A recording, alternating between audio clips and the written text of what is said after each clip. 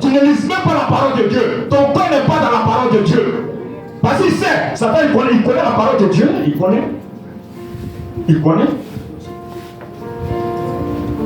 Auparavant, Satan était où? Son nom était quoi? C'était Lucifer. Lucifer, c'est pas un nom démoniaque. C'est pas un nom démoniaque, Lucifer. Il était à côté de Dieu. Et Dieu l'aimait.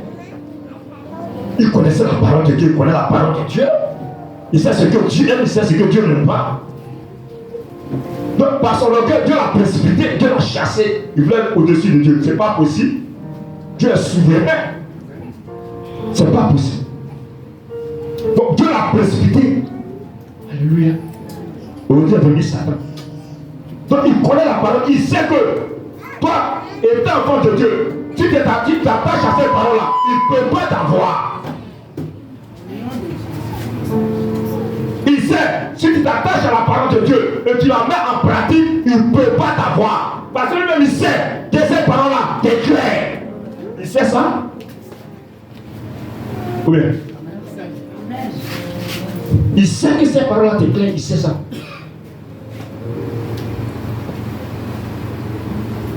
Donc, il fait tout. Et étant enfant de Dieu, tu ne lises même pas ta Bible. Et il y a des chrétiens, ils ouvrent la Bible quand ils sont au culte, comme ça, là, c'est ouvert. Mais quand ils vont à la maison, ils n'ouvrent même plus, c'est fermé comme ça. C'est du cas dimanche encore, quand il veut s'asseoir, c'est lourd. Tu n'as aucune notion de la parole de Dieu.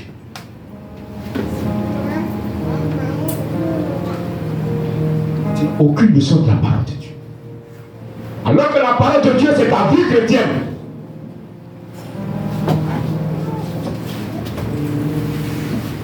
C'est cette parole-là qui va te donner la vie éternelle. C'est cette parole. C'est ça. C'est Jésus-Christ. C'est cette parole-là qui va te donner la vie éternelle. Donc Satan connaît. Il connaît la parole de Dieu. Il connaît.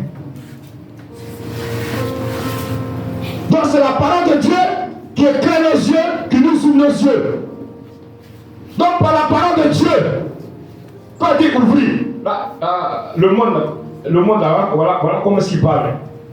Quand il fait quelque chose de secret, et il dit quoi? Ça s'en va, ça nous chie quoi? Ça il te dit quoi? Ce que tu fais, mes yeux sont déjà.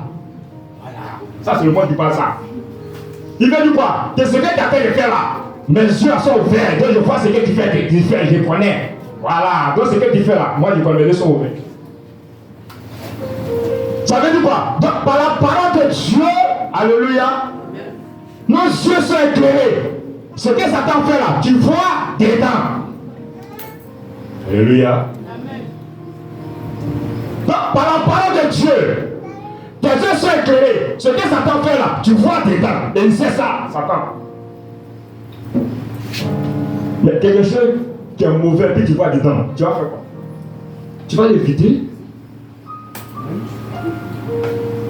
Quelque chose qui est mauvais, et puis tu le vois. Mais tu vas éviter.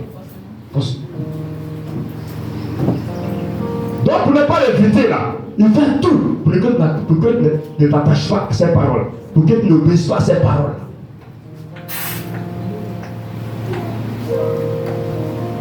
Alléluia. Donc la parole de Dieu nous prépare aux réalités de ce monde. J'ai dit que les réalités de ce monde, c'est ce que le monde vit. Le monde ne fait pas la gloire de Dieu. Le monde ne fait pas la volonté de Dieu. Le monde, c'est le péché. Le monde est séparé de Dieu. Donc, étant enfant de Dieu, nous sommes dans le monde, mais nous ne sommes pas du monde. Nous sommes séparés du monde. Alléluia.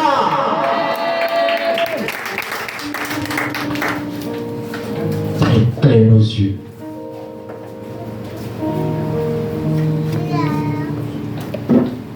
Les réalités de ce monde. Alléluia. Avant que j'ai regardé mon portable, les blancs. L'homosexualité, la pour eux là. C'est pas comment te dis ça. C'est normal jusqu'à des matins. Chacun est libre. C'est normal. Et puis des familles qui ont les enfants, ils cautionnent ça. Ils cautionnent. Et puis par la paix de l'enfant.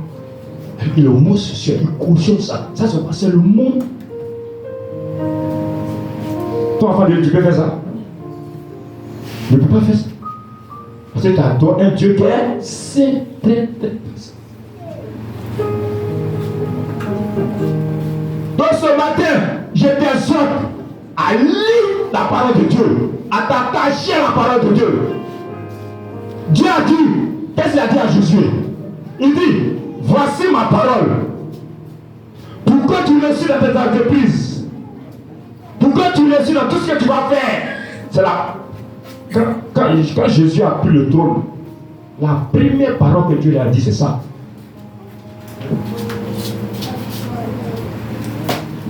Avant que Dieu ne commence à parler avec lui, la première parole, il a dit à Josué, voici ma parole. Cette parole-là, il faut la méditer jour et nuit. Afin que tu réussisses dans tes entreprises. Et Jésus a saisi ça. Et quand il lit le livre de Jésus, Jésus a reporté toutes ses victoires parce qu'il a écouté ces paroles, il a mis ces paroles en pratique. Donc, ce matin, pour que tu aies la victoire face au monde, pour que tu aies la victoire face aux réalités de ce monde, ton seul recours, il n'y a pas autre recours. Ton seul recours, c'est l'obéissance à la parole de Dieu. Ton seul recours, c'est l'obéissance au commandement de Dieu. C'est ce qui va t'amener à avoir la victoire face au monde. C'est ce qui va t'amener à dominer le péché. La parole de Dieu, elle est puissante. La parole de Dieu est venue nous éclairer. Donc, étant enfant de Dieu, attache-toi à ta parole. Il faut obéir à la parole de Dieu, au commandement de Dieu. Tu auras la victoire face au monde. Alléluia. La parole de Dieu nous prépare devant les réalités de ce monde. Elle ouvre nos yeux, elle éclaire nos yeux. Pour dire que, de toute façon, l'éclair des yeux, là, tout ce que Satan fait, c'est manigance là, par la parole de Dieu. Toi, tu vois dedans. Tout ce qu'il fait là, tu vois dedans. Parce que tu es attaché à cette parole-là. La parole de Dieu te parle.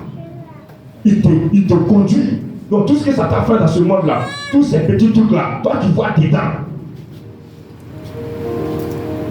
C'est cette parole-là qui va te donner la victoire face au monde. Alléluia. La première chose, obéissance au commandement de Dieu. Obéissance à la parole de Dieu. Les commandements de l'Éternel sont plus et ils éclairent nos yeux. Alléluia. Deuxième chose,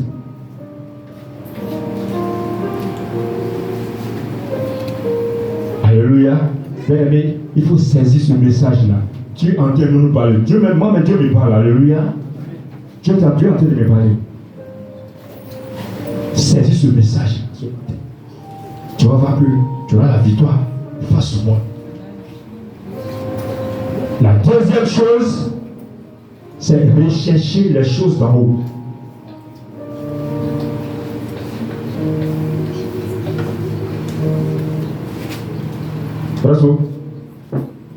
Colossiens 3, 1 en 2.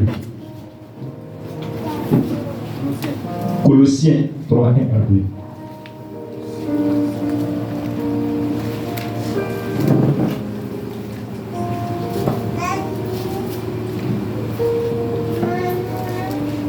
Colossiens 3, Colossiens 3, 1 à 2.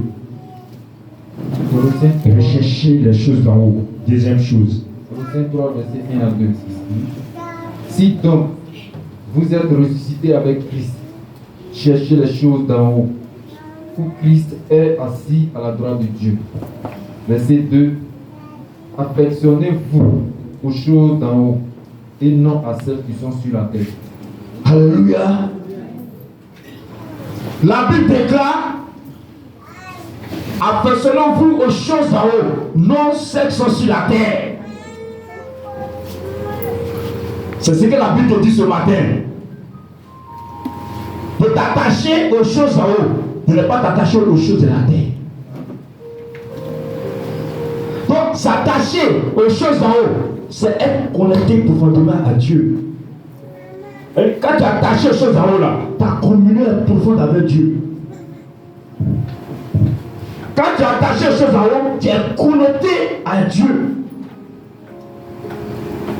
Ta relation est profonde avec Dieu parce que tu es attaché aux choses en haut. Je te dis la vérité. Ta communion profonde, ta relation profonde, tu vas en profondeur avec Dieu parce que tu es attaché aux choses en haut.